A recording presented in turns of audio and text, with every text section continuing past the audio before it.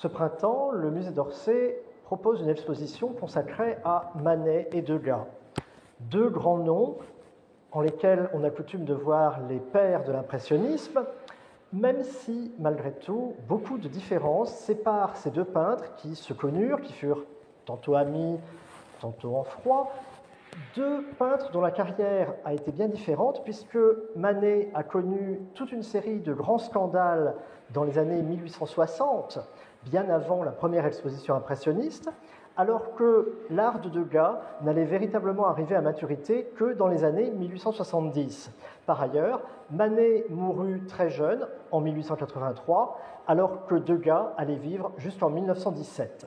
Deux artistes donc bien différents, mais qui se sont rejoints fort souvent par les sujets qu'ils ont traités, les champs de course, les bords de plage, et aussi par les cercles qu'ils fréquentaient. L'exposition du musée d'Orsay s'ouvre sur deux autoportraits qui rapprochent Manet et Degas. Cela dit, la comparaison est un peu faussée. En effet, l'autoportrait de Degas est un autoportrait de jeunesse, alors que l'autoportrait de Manet appartient aux dernières années de la vie du peintre. Ce qui signifie donc que l'autoportrait de Degas nous montre un jeune artiste qui n'a pas encore trouvé sa véritable personnalité, qui se cherche encore, qui imite ses modèles. En l'occurrence, pour Degas, le modèle est Ingres, dont l'enseignement lui a été transmis par Flandrin, élève d'Ingres, et dont Degas est élève. En revanche, dans le cas de Manet, nous avons affaire à une œuvre de la maturité de l'artiste, où non seulement le peintre a trouvé son style, mais où il peut également se montrer avec toute l'assurance de l'artiste qui est désormais reconnu, qui a réussi à se faire une place dans le monde où il voulait arriver. On aborde ensuite une série de portraits de famille, pourrait-on dire, portraits de couple, qui nous montrent que Manet et Degas se côtoyaient, se fréquentaient, ont été amis et ne le sont pas restés. En effet, Degas a peint, a dessiné toute une série de portraits de Manet. Le musée d'Orsay nous montre plusieurs dessins réalisés dans divers médiums, que ce soit la mine de plomb, que ce soit le fusain. Et ces dessins, ces portraits de Manet dessinés par Degas, ont également débouché sur des gravures, sur des eaux-fortes. En revanche, Manet, lui, n'a jamais dessiné ni peint Degas, que l'on sache. En revanche, Degas s'est essayé à un autre type de portrait, un portrait de couple. Un portrait où l'on voit les époux Manet, où l'on voit Madame Manet, qui était pianiste, Madame Manet jouant du piano, écoutée par son mari qui est sur un canapé juste derrière elle. Et ce portrait réalisé par Degas a été la cause d'une brouille entre les deux peintres, puisque Manet n'a pas du tout apprécié la façon dont Degas avait peint son épouse. Degas, semble-t-il, l'a peut-être traité de manière insuffisamment flatteuse, ou du moins de manière qui a déplu à Manet, et voilà pourquoi Manet a pris un couteau et a tranché la toile. La toile en question a été récupérée par Degas. Degas a remis un morceau de toile pour remplacer la partie manquante. Peut-être Degas prévoyait-il de repeindre un nouveau profil de Madame Manet sur cette partie droite du tableau, mais il ne l'a jamais fait. Et à l'heure qu'il est, l'œuvre existe toujours, mais elle porte dans la toile même la trace de cette rupture qui était survenue entre les deux peintres. Manet et Degas avaient pourtant un certain nombre de points communs. Ils étaient nés à Paris, l'un en 1832, l'autre en 1834, tous deux familles appartenant à la haute bourgeoisie, du côté de Degas plutôt dans le monde des affaires, du côté de Manet plutôt la haute administration. Et tous deux ont commencé par faire des études de droit et ont annoncé un beau jour à leurs parents que leur véritable vocation était la peinture. Une étape de leur formation qui leur est commune et dont le musée d'Orsay montre plusieurs exemples, c'est la copie des maîtres. À l'époque, la formation des artistes passait bien sûr par la maîtrise du dessin à partir d'œuvres de sculpture antique, ensuite à partir de modèles vivants, et la copie des peintres classiques était aussi un passage obligé. On voit que Manet et Degas ont copié, principalement au Louvre, des œuvres sinon identiques, du moins semblables. Ils ont copié tous les deux les peintres italiens, Titien dans le cas de Manet, Mantegna dans le cas de Degas. Ils se sont intéressés aussi tous les deux à Delacroix. Manet a fait une copie de la Barque de Dante de Delacroix, Degas a fait une copie de l'entrée des croisés à Jérusalem, de Delacroix également. Ils se sont aussi intéressés à Velázquez. Velázquez, dont le musée du Louvre présentait à l'époque, dans les années 1850-1860, des œuvres dont on considère aujourd'hui qu'elles ne sont pas de Velázquez, qui sont peut-être de l'entourage de Velázquez, mais il se trouve que Manet et Degas se sont tous deux intéressés aux portraits d'infantes que le Louvre possédait, et Manet a également fait une copie d'un petit tableau de cavalier espagnol. Degas, malgré son intérêt pour le portrait d'infante, n'a pas véritablement poursuivi dans cette voie, alors que les premières années de Manet sont tout à fait fortement influencées par la peinture de Velázquez, par ses couleurs, par sa façon de peindre, et c'est ainsi que les premières œuvres exposées par Manet sont d'inspiration ouvertement espagnole, par le sujet, mais aussi par la facture même qui imite Velázquez. L'exposition du musée d'Orsay en montre quelques exemples, notamment le guitarrero, le joueur de guitare, sujet espagnol dont la critique contemporaine a reconnu que ce sujet avait un parfum authentique et non pas simplement pittoresque comme beaucoup d'espagnolades qu'on pouvait voir à la même époque. Autre sujet espagnol, la danseuse Lola de Valence, que Manet représente dans les coulisses du théâtre où elle se produit. Mais cette danseuse est représentée debout, immobile, et Manet n'essaye pas du tout de rendre le mouvement de la danse. À la même époque, Manet a peint une toile qui n'est pas à l'exposition, qui s'appelle le ballet espagnol, où on retrouve la même Lola de Valence, cette fois assise, avec une robe différente, et à côté d'elle, deux personnages qui sont en posture de danse, mais la danse n'est pas un sujet qui a beaucoup intéressé Manet, contrairement à Degas, qui en fera, on le sait, l'un de ses thèmes privilégiés. Mais c'est le paradoxe de cette exposition qu'elle ne donne à voir, pour ainsi dire, aucun tableau de danse de Degas. La seule toile reliée à la danse, c'est celle qui a été inspirée à Degas par la danseuse Eugénie Fiocre, dans le ballet La Source, qui a été remonté il y a quelques années à l'Opéra de Paris. Et Degas a peint une grande toile qu'on pourrait qualifier d'orientaliste, puisque les personnages y portent des tenues tout à fait exotiques, mais les danseuses et danseurs y sont assis ou debout, il y a même un cheval sur la toile, et on est très loin des scènes de ballet, des scènes de répétition, des scènes en coulisses pendant les spectacles. Avec ce portrait de Mademoiselle Fiocre dans le ballet La Source, Degas manifeste un premier intérêt pour la danse, mais il est encore loin de vouloir refléter le mouvement des danseuses. Dans ces années 1860, les portes du salon annuel présentant les œuvres des artistes vivants, les portes du salon s'ouvrent toutes grandes pour Manet, qui va remporter une série de succès de scandale. C'est d'abord le déjeuner sur l'herbe, qui n'est pas présenté dans l'exposition, il faut monter au dernier étage du musée d'Orsay si vous voulez le voir malgré tout. D'abord le déjeuner sur l'herbe, scandale par le rapprochement entre les deux femmes nues et les deux messieurs en tenue du XIXe siècle. Scandale aussi avec Olympia, ce nu dont la pose est inspirée de Titien, mais qui est clairement une prostituée moderne.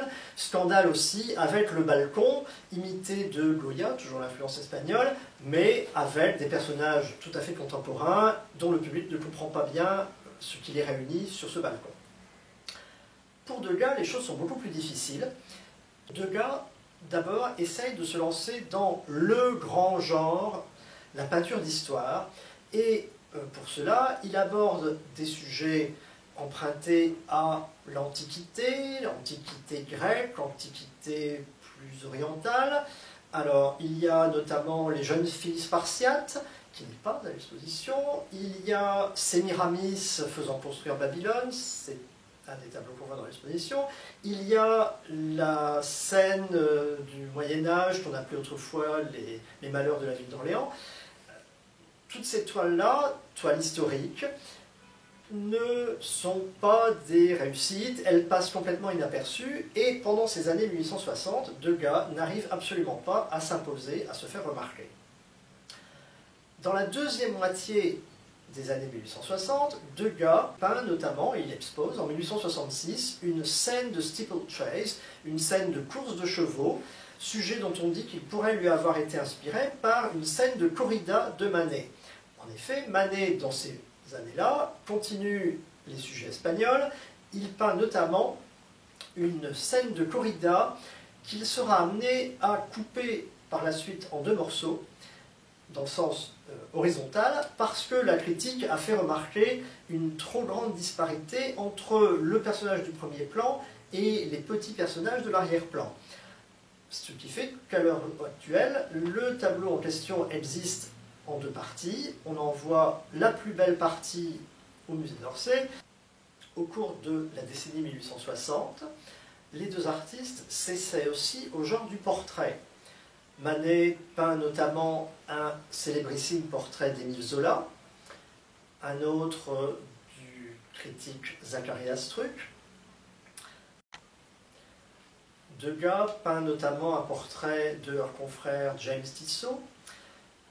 Ces portraits sont peut-être moins brillants, sauf ceux qu'il consacre à des membres de sa famille, portraits de couple notamment. Un autre modèle que Manet prendra pour toute une série de portraits, c'est son égérie, pourrait-on dire, car si les premières années de la décennie ont été surtout inspirées par un modèle nommé Victorine Meurant, c'est elle qu'on voit sur l'Olympia, et aussi c'est elle qui a posé pour bien d'autres tableaux, notamment la Dame en rose, la Dame au perroquet.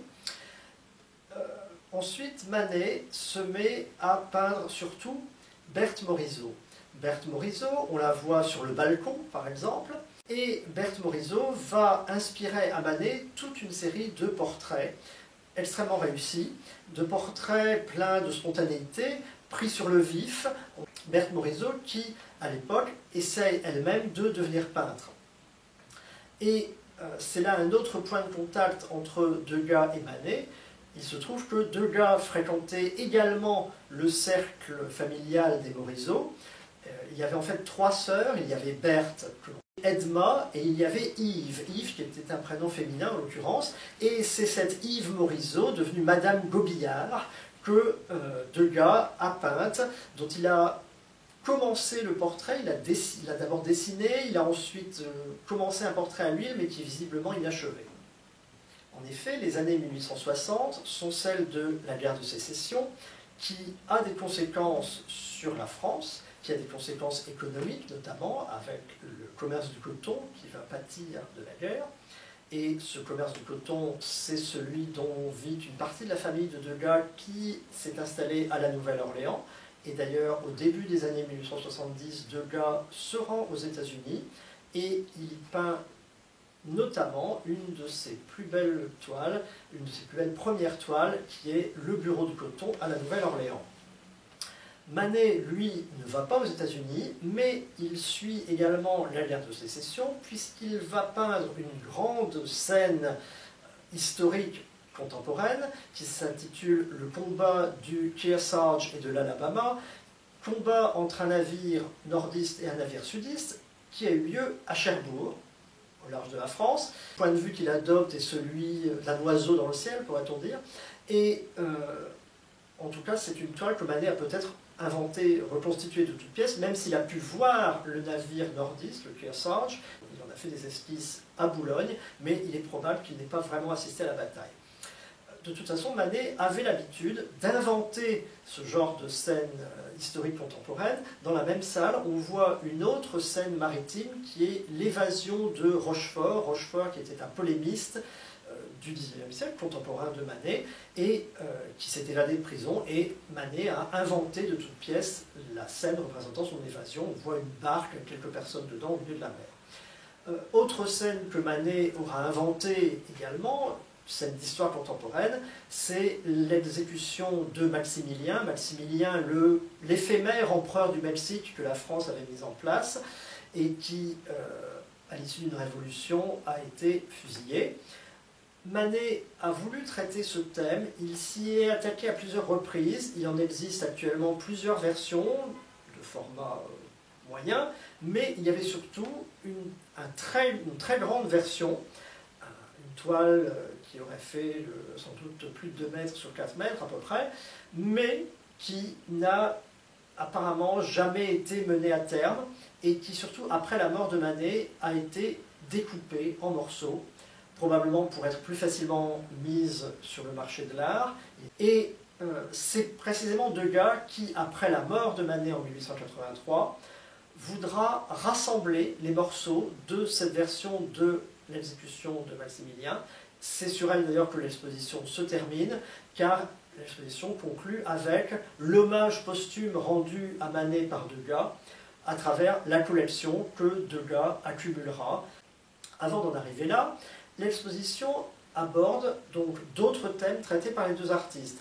Il y a d'abord les scènes de bord de mer, ou les scènes de bord de l'eau, scènes qu'on dirait typiquement impressionnistes, et c'est là qu'il faut préciser que Manet n'a jamais voulu adhérer au mouvement impressionniste, Manet n'a jamais participé aux expositions impressionnistes, contrairement à Degas, qui, lui, en a été l'un des membres réguliers. Donc, Manet peint des scènes qui paraissent, dont on dirait presque qu'elles sont la quintessence de l'impressionnisme, une scène comme En bateau, où on voit une jeune femme et un homme sur une barque avec uniquement comme fond le bleu de l'eau. Voilà une scène qui paraît typiquement impressionniste. Eh bien, Manet ne voulait pas se dire impressionniste. Degas, lui, a peut-être une façon de peindre beaucoup moins impressionniste que Manet, mais il adhère au mouvement. Donc, dans cette salle, on voit aussi des scènes de plage. Et après, donc, les bords de mer, on voit aussi des portraits d'amis intellectuels, d'autres peintres, de critiques. Là aussi, Degas et Manet les ont peints à peu près à égalité. Ensuite, les choses changent un peu lorsqu'on aborde, alors l'exposition appelle cette section les parisiennes, les scènes de café.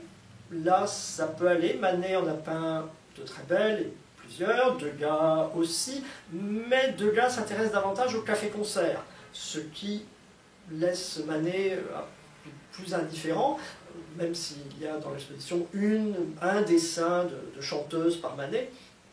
Ensuite, l'exposition nous montre des modistes. Alors, on a une modiste de Manet, mais il y aurait tellement de modistes de Degas à montrer. Et on arrive ensuite dans la section masculin-féminin. Là aussi, peut-être qu'il y aurait un déséquilibre à observer. Certes, Manet a peint des scènes où on voit un homme et une femme dans un lieu. Il y a à l'exposition une leçon de musique qui est malheureusement un tableau un peu raté par Manet parce que le visage de la femme n'a jamais réussi à être terminé de façon satisfaisante. Donc, il y a aussi la nana de Manet, Nana comme l'héroïne du roman de Zola, donc on voit une prostituée et son client. Mais il faut quand même reconnaître, et l'exposition le montre, que Degas a peint des œuvres beaucoup plus subtiles, beaucoup plus fines dans leur analyse des rapports entre hommes et femmes. L'exemple le plus évident est Intérieur, et également intitulé Le viol, où l'on voit deux personnages, un couple homme-femme, mais dont on peut supposer tout un tas de choses, tant la toile reflète une tension intense entre eux. On peut également penser à Boudry, qui montre aussi un homme et une femme, et le titre laisse imaginer les relations qu'ils ont. Et également le très beau petit portrait d'Henri-Michel Lévy, peintre que l'on voit dans son atelier, et alors, il y a derrière lui des toiles, des peintures de ce peintre, et au pied de l'artiste, il y a aussi, curieusement, une sorte de mannequin que le peintre devait utiliser comme modèle inanimé, mais on voit bien que ce mannequin est un peu affaissé, vautré au pied de l'artiste, ce qui donne aussi, après tout, si on le met dans cette même section, une image assez particulière des rapports hommes-femmes. Dernière section de ce genre, le nu. Alors, Manet a peint quelques nus, c'est vrai, mais là aussi, il y en aurait tellement plus de Degas à montrer. La section se contente de quelques exemples. À cette superbe exposition, on pourrait uniquement reprocher qu'elle ne montre pas l'œuvre de Degas après la mort de Manet. Mais pour remédier à ce problème, il vous suffit de monter au dernier étage du musée d'Orsay ou de visiter l'exposition consacrée au pastel où de nombreuses œuvres de Degas sont également visibles.